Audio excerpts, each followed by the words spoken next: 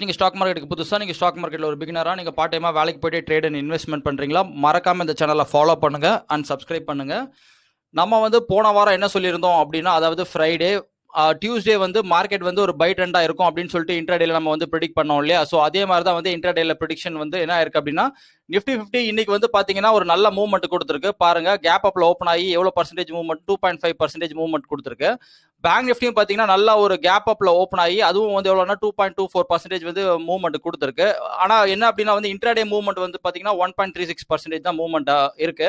So நாளைக்கு வந்து bank Nifty எப்படி மூவ்மெண்ட் ஆகுது அப்படின்ற மாதிரி பார்ப்போம். நிஃப்டி 50 எந்த டைரக்ஷன்ல போறதுக்கான வாய்ப்பு இருக்கு அப்படின்னு சொல்லிட்டு நம்ம வந்து போய் பார்க்கலாம். டைரக்ஷன் தெரியணும்னா முதல்ல குளோபல் மார்க்கெட்டை போய் பார்க்கணும். குளோபல் மார்க்கெட்ல நம்ம எதை ஃபோக்கஸ் பண்ணோம் அப்படின்னா வந்து அமெரிக்கன் கண்டத்தை போய் முதல்ல போய் ஃபோக்கஸ் பண்ணுவோம். அமெரிக்கன் கண்டத்தில் கான்டினென்ட்ல நிறைய நாடுகள் இருக்கும். நம்ம எந்த நாட்டை வந்து ஃபோக்கஸ் பண்ண போறோம்னா USA, United States of America. So அதில் வந்து பார்த்தீங்கன்னா எந்த இண்டெக்ஸஸ் ஃபோக்கஸ் பண்ண போறோம்னா நாஸ்டாக் வந்து ஃபோக்கஸ் பண்ண போறோம். நாஸ்டாக் இது வரைக்கும் 0.17% வந்து மூவ்மெண்ட் கொடுத்துருக்கு. கிராஃப்ல பார்த்தோம் அப்படின்னா வந்து இது வரைக்கும் எவ்வளோ பர்சன்டேஜ் மூவ்மெண்ட் கொடுத்துருக்குன்னா நல்லா கேப் டவுன் ஓப்பன் ஆகி ஒரு பை ட்ரெண்ட்ன்ற மாதிரி ஒரு கண்டிஷனை கொடுத்துருக்கு. ஸோ ப்ரீவியஸ் டே க்ளோஸ்ல இருந்து நல்லா கேப் டவுன் ஆகி அதுக்கப்புறம் திருப்பியும் நல்லா மேலே ஏறி இருக்கு. இவங்களோட க்ளோசிங் டைம் அப்படின்னு பார்த்தீங்கன்னா இந்தியன் டைமுக்கு வந்து 1:30. இப்போ டைம் எவ்வளோ அப்படின்னு பார்த்தீங்கன்னா வந்து 9:10. ஸோ இது வரைக்கும் இது பை ட்ரெண்டாக இருக்கிறதுனால நம்ம வந்து பை அப்படின்ற மாதிரி நம்ம வந்து முடிவு எடுத்துக்கலாம். ஸோ இது வந்து ஒரு அப் ட்ரெண்ட் நோக்கி தான் இது வரைக்கும் போயிட்டு இருக்கு. யூரோப்பியன் கண்டத்தை போய் பார்க்கணும். யூரோப்பியன் கண்டத்தில் நிறைய நாடுகள் இருக்கும். நம்ம ஃபோக்கஸ் பண்ண வேண்டியது எதுன்னா லண்டனையும் ஜெர்மனியும் ஃபோக்கஸ் பண்ண வேண்டியது. லண்டன் வந்து என்ன பண்ணிருக்குன்னா வந்து 0.64% வந்து மூவ்மெண்ட் கொடுத்துருக்கு. அதை போய் கிராஃப்ல போய் பார்க்கலாம் எப்படி இருக்குது அப்படின்னு சொல்லிட்டு. கிராஃப்ல வந்து போய் பார்த்ததுல அதுவும் வந்து ஒரு பாசிட்டிவான மூவ்மெண்ட் பாருங்க, ஒரு புல்லிஷ் கேண்டல் தான் வந்து கொடுத்துருக்கு. ஆனா சைட்வேஸ் மார்க்கெட் கன்சல்டேஷன் கொடுத்துருக்கு. எவ்வளவு பர்சன்டேஜ் கொடுத்துருக்கு அப்படின்ற மாதிரி பார்த்தோம்னா 1% மூவ்மெண்ட் கொடுத்துருக்கு. ஸோ பியூரா பை ட்ரெண்ட். ஸோ அதனால வந்து அதுக்கப்புறம் ஜெர்மனி பார்த்தோம்னா அதுவும் 1.33% வந்து மூவ்மெண்ட் கொடுத்துருக்கு. அப்போ யூரோப்பியன் இருக்கிற கண்டத்தில் இருக்கிற நாடுகள் எல்லாமே வந்து பாசிட்டிவ்ல இருக்கு. யூஎஸும் பாசிட்டிவ்ல இருக்கு. ஏஷியன் மார்க்கெட்டை போய் பார்க்கணும் அப்படின்னா வந்து ஏஷியா கண்டத்தில் வந்து நிறைய நாடுகள் இருக்கும். நம்ம ஃபோக்கஸ் பண்ணுறது எது அப்படின்னா வந்து ஜப்பானு, நிக்கே 225, அடுத்தது Hong Kong, Hang Seng, Chinese composite, China. So இப்போ இந்த நாடு இதெல்லாம் என்ன பண்ணியிருக்கு அப்படின்ற மாதிரி பார்த்தோம் அப்படின்னா நிக்கே பார்த்தீங்கன்னா வந்து 0.16% தான் மூவ்மெண்ட் கொடுத்துருக்கு. ஹாங்செங் பார்த்தீங்கன்னா 0.84% மூவ்மெண்ட் கொடுத்துருக்கு. சைனா என்ன பண்ணியிருக்கு அப்படின்ற மாதிரி பார்த்தோம்னா 0.62% தான் மூவ்மெண்ட் கொடுத்துருக்கு. இதை போய் கிராஃபில் போய் பார்க்கலாம். ஜப்பான் பார்த்தோம்னா அந்த அளவுக்கு வந்து எந்த மூவ்மெண்ட்டும் கொடுக்கல. ஸோ இது வந்து ஒரு இன்சைட் பார் கேண்டலாக வந்திருக்கு. ஆனால் ஒரு பை ட்ரெண்டை தான் வந்து புல்லிஷாக தான் முடிஞ்சிருக்கு. அடுத்தது என்னன்னா HK50 ஹாங்காங்கோட இண்டைசஸ். ஸோ அது பார்த்தீங்கன்னா வந்து நல்ல கேப் அப்ல ஒரு நல்ல ஒரு புல்லிஷ் மூவ் கொடுத்துருக்கு. புல்லிஷ் கேண்டல் தான் வந்து பதிவு பண்ணியிருக்கு. ஸோ பை ட்ரெண்ட் இன்னைக்கு. சைனீஸ் மார்க்கெட் பார்த்தோம் அப்படின்னா வந்து ஷாங்காய் காம்போசிட். ஸோ அதுவும் பார்த்தீங்கன்னா வந்து ஒரு புல்லிஷ் கேண்டல் தான் வந்து டே கிராஃப்ல புல்லிஷ் கேண்டல் தான் வந்து பதிவு பண்ணியிருக்கு. ஸோ அதுவும் வந்து பியூரா பை ட்ரெண்ட்ல தான் வந்து அமைஞ்சிருக்கு. ஜப்பானை தவிர மிச்சம் எல்லாமே வந்து பை ட்ரெண்ட் தான். இந்தியன் மார்க்கெட்டும் பார்த்தீங்கன்னா ஒரு பை ட்ரெண்ட்ல தான் வந்து முடிஞ்சிருக்கு. பேங்க் நிஃப்டியும் நிஃப்டி 50யும். ஸோ குளோபல் மார்க்கெட்ல பார்த்ததுல நம்மளுக்கு என்ன தெரியுது அப்படின்ற மாதிரி பார்த்தோம்னா அமெரிக்கா கண்டமும் பாசிட்டிவ்ல இருக்கு. ஒரு அப் ட்ரெண்டை நோக்கி ஒரு அப் ட்ரெண்டா இருக்கு. யூரோப்பியன் கண்டமும் வந்து அப் ட்ரெண்ட்ல இருக்கு. ஏசியால இருக்க நாடுகளும் வந்து அப் ட்ரெண்ட்ல இருக்கிறதுனால இந்த மூணுமே பாசிட்டிவா இருக்கிறதுனால நாளைக்கு என்ன நடக்கிறதுக்கு வாய்ப்பு இருக்கு அப்படின்னா நாளைக்கு பை ட்ரெண்டுக்கான ஆப்பர்ச்சுனிட்டி வந்து ரொம்ப அதிகம் அப்படின்னு சொல்லிட்டு இது மூலமா நம்மளுக்கு தெரியுது. இது வந்து ஒரு 50% மூவ்மெண்ட் தான். நெக்ஸ்ட் அடுத்தது என்னன்னா அடுத்ததுக்கு எஃப்ஐ டேட்டா பற்றி தான் நம்ம வந்து கணிக்க முடியும். ஸோ எஃப்ஐ டேட்டா வந்து என்ன சொல்லுது அப்படின்னா இன்னும் வந்து டேட்டா வரல. ஸோ அதனால நம்ம NSE வெப்சைட்ல போய் பார்க்கலாம். NSE வெப்சைட்ல வந்து என்ன சொல்லியிருக்காங்கன்னா எஃப்ஐ வந்து 769 கோடி வந்து பை பண்ணியிருக்காங்க அப்படின்னு காட்டுறாங்க. நான் ஜூம் இன் பண்ணியிருக்கேன் பாருங்க. ஸோ 769 கோடி வந்து இன்னைக்கு வந்து பர்ச்சேஸ்ல இருக்காங்க. நேத்து வந்து என்ன பண்ணியிருந்தாங்கன்னா வந்து 50 கோடி நெகட்டிவ்ல இருந்தவங்க இன்னைக்கு வந்து 793 கோடி வந்து பாசிட்டிவ்ல இருக்காங்க. அப்போ இது வந்து என்ன கண்டிஷன் அப்படின்னா வந்து அவங்க வந்து பொசிஷன் பை சைடுக்கு இன்க்ரீஸ் பண்றாங்க, பிரைஸும் மேலே ஏறுது. ஸோ அப்போ இது வந்து ஒரு உண்மையான மூவ். இது மூலமா நம்ம வந்து நாளைக்கு வந்து பைக்கான ஆப்பர்ச்சுனிட்டி ரொம்ப அதிகம்னு சொல்லிட்டு கண்டுபிடிச்சிடலாம். நான் எஃப்ஐ பை பண்ண தான் பை பண்ணுவேன், எஃப்ஐ செல் பண்ண தான் செல் பண்ணுவேன். ஏன்னா எஃப்ஐ ஃபாலோ பண்ணோம் அப்படின்னா வந்து நம்மளுக்கு 10 ட்ரேட்ல 7 ட்ரேட் வந்து சக்சஸ் ஆகும். ஸோ குளோபல் மார்க்கெட் பார்த்ததுல நம்மளுக்கு என்ன தெரியுது அப்படின்னா வந்து மார்க்கெட் வந்து ஒரு பை ட்ரெண்டுக்கான ஒரு பை ட்ரெண்ட் அப்படின்ற மாதிரி சொல்லிடுச்சு. ஸோ உலக நாடுகள் எல்லாம் பை ட்ரெண்ட்ல இருக்கிறதுனால நம்மளுக்கும் பை ஆகிறதுக்கான வாய்ப்பு இருக்கு. ஏசியாவும் பைல இருக்கிறதுனால நம்மளுக்கும் பைல இருக்கிறதுக்கான வாய்ப்பு இருக்கு. அதுக்கு அடுத்தது என்ன அப்படின்னா வந்து இது கன்ஃபார்ம் பண்றதுக்கு எஃப்ஐ பார்த்தோம். எஃப்ஐ பார்த்தீங்கன்னா வந்து நெகட்டிவ்ல இருந்து அவங்களும் வந்து அவங்களோட சென்டிமெண்ட் வந்து பையை நோக்கி திருப்பி இருக்காங்க.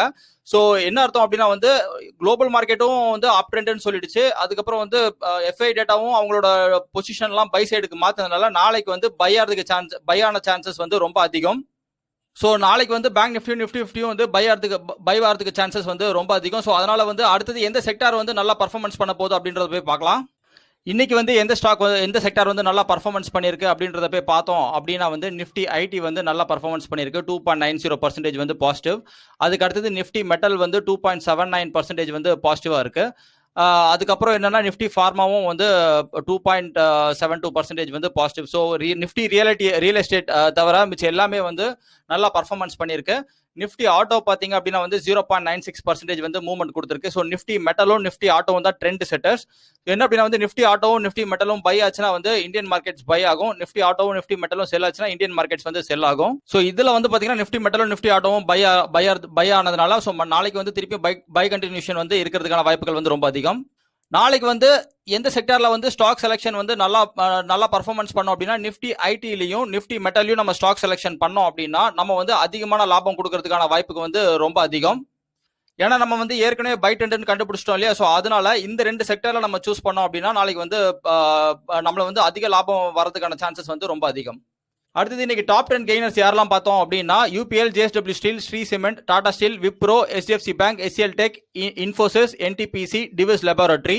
இந்த 10 ஸ்டாக்ல நாளைக்கு இன்ட்ராடேல வந்து எது வந்து அதிகமா வந்து பை சைடு மூவ் ஆகிறதுக்கான வாய்ப்பு இருக்கு அப்படின்னா இன்ஃபோசிஸும் HDFC பேங்க்கும் தான் வந்து அதிகமான மூவ்மெண்ட் கொடுக்கறதுக்கான வாய்ப்பு இருக்கு நாளைக்கு. ஏன் அப்படின்னா இதோட ட்ரேடட் வேல்யூ வந்து ஆவரேஜா ஹையா இருக்கு. இதோட பர்சன்டேஜ் இன்க்ரீஸ் பாத்தீங்கன்னா வந்து ஆவரேஜா ஹையா இருக்கிறதுனால இந்த 2 ஸ்டாக்குமே வந்து நாளைக்கு வந்து பை ஆகிறதுக்கான சான்சஸ் வந்து ரொம்ப அதிகம். இந்த 2 ஸ்டாக்ல எந்த ஸ்டாக் வந்து அதிகமா வந்து மூவ் ஆகிறதுக்கான வாய்ப்பு இருக்கு நாளைக்கு பை ஆகும் அப்படின்னா இன்ஃபோசிஸ் வந்து அதிகமான மூவ்மெண்ட் கொடுக்கறதுக்கான வாய்ப்பு இருக்கு. ஏன்னா இதோட ட்ரேடட் வேல்யூ வந்து ஆவரேஜா ஹையா இருக்கு, அதாவது டீசென்டா ஹையா இருக்கு. அதே மாதிரி இதோட பர்சன்டேஜ் இன்க்ரீஸும் வந்து டீசென்டா ஹையா இருக்கிறதுனால இன்ஃபோசிஸ் நாளைக்கு பைக்கான ஆப்பர்ச்சுனிட்டி ரொம்ப அதிகம். அடுத்தது பேங்க் நிஃப்டியோட லெவல்ஸ். ஸோ பேங்க் நிஃப்டி நாளைக்கு வந்து பை ஆகும் அப்படின்ற மாதிரி சொன்னோம் இல்லையா. ஸோ பைக்கான டார்கெட் எவ்வளோ அப்படின்னு பார்த்தீங்கன்னா ஃபர்ஸ்ட் டார்கெட் 34,360 முதல் டார்கெட். ரெண்டாவது டார்கெட் பார்த்தீங்கன்னா 34,751 ரெண்டாவது டார்கெட்டா இருக்கு. மார்க்கெட் அகைன்ஸ்டா எவ்வளவு பாயிண்ட் போறதுக்கான வாய்ப்பு இருக்கு அப்படின்னா, அதாவது ஸ்டாப் லாஸ் அடிக்கிறதுக்கு எவ்வளவு பாயிண்ட் அகைன்ஸ்டா மூவ்மெண்ட் கொடுக்கறதுக்கான வாய்ப்பு இருக்குன்னா 380 பாயிண்ட் வாய்ப்பு இருக்கு. அதாவது 33,500 வரைக்கும் மார்க்கெட் அகைன்ஸ்டா போறதுக்கான வாய்ப்பு இருக்கு. ஸோ 33,500 உடச்சி க்ளோஸ் வச்சா மட்டும்தான் வந்து அடுத்தது செல் ட்ரெண்ட் ஆக்டிவேட் ஆகும். ஒருவேளை செல் ஆகுது அப்படின்னா ஃபர்ஸ்ட் டார்கெட் எவ்வளவு அப்படின்னு பாத்தீங்கன்னா 33,172. ரெண்டாவது டார்கெட் எவ்வளவுனா 32,612 பேங்க் நிஃப்டி. அடுத்தது நிஃப்டி 50யோட லெவல்ஸ் எப்படி இருக்குதுன்னு பார்க்கலாம். ஸோ நிஃப்டி 50யோட ஃபர்ஸ்ட் டார்கெட் நாளைக்கு பைன்னு சொன்னோம் இல்லையா. ஸோ ஃபர்ஸ்ட் டார்கெட் எவ்வளோன்னு பார்த்தீங்கன்னா 14,950 தான் மொதல் டார்கெட். ரெண்டாவது டார்கெட் எவ்வளோனா 15,050. மார்க்கெட் அகைன்ஸ்டா எத்தனை பாயிண்ட் போறதுக்கான வாய்ப்பு இருக்குன்னா நிஃப்டி 50 அகைன்ஸ்டா எத்தனை பாயிண்ட் போறதுக்கு வாய்ப்பு இருக்குன்னா 132 பாயிண்ட் வந்து அகைன்ஸ்டா போறதுக்கான வாய்ப்பு இருக்கு, அதாவது ஸ்டாப் லாஸ். ஸோ இப்போ வந்து என்ன அப்படின்னா அது வந்து 14,715 ரேஞ்சில் வந்து இருக்கு. ஸோ 14,715 உடைச்சிட்டு அதுக்கப்புறம் க்ளோஸ் வச்சா மட்டும்தான் செல் ட்ரெண்ட் ஆக்டிவேட் ஆகும். ஸோ செல் ட்ரெண்டுக்கான டார்கெட் எவ்வளோன்னு பார்த்தீங்கன்னா வந்து 14,550 நிஃப்டி 50யோட செல்லிங் டார்கெட். பையிங் டார்கெட் எவ்வளோன்னு பார்த்தீங்கன்னா 15,050 தான் வந்து பையிங் டார்கெட். அவ்வளோதான் ஃப்ரெண்ட்ஸ், நம்ம வந்து குளோபல் மார்க்கெட்டை பார்த்து டைரக்ஷன் எங்கன்னு கண்டுபிடிச்சிட்டோம். அதுக்கப்புறம் அதை கன்ஃபார்ம் பண்ணுறதுக்கு FI டேட்டாவும் பார்த்துட்டோம். அது ரெண்டுமே சொன்னதுனால நம்ம வந்து பைன்ற மாதிரி நம்ம வந்து கணிச்சாச்சு. ஸோ இது வந்து என்னோட பர்சனல் வியூ தான், நான் தப்பாக போகிறது கூட வாய்ப்பு இருக்குது. ஸோ அதனால நீங்கள் வந்து உங்களுக்கும் இதே மாதிரி வந்து ஒரு நாளைக்கு பைன்னு தோணுச்சுன்னா நீங்கள் தாராளமாக இந்த லெவல்ஸ் வச்சு நீங்கள் ட்ரேட் பண்ணலாம். இந்த வீடியோ பிடிச்சிருந்ததுன்னா please comment, share and like. இத்துடன் விடை பெற்றுக்கொள்வது உங்கள் ட்ரேடர் லோகேஷ். தேங்க்யூ, பாய்.